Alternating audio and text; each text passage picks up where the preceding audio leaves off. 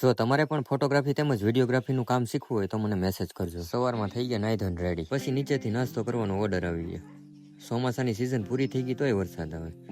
પછી અડ્ડાના સંપલ પહેરીને આપણે નીકળી ગયા નીચે નાસ્તો કરવો. હું ચા પીતો નથી એટલે આપણો નાસ્તો કંઈક આવો હોય. નાસ્તો કરીને ઠંડી પાણીની બોટલ લઈને નીકળી ગયા પાછા આપણે આપણી મઢુલી તરફ. પાણી પીવા ગયો તો પાણી એકરે મોઢામાં લાડ બધું આવી ગયું.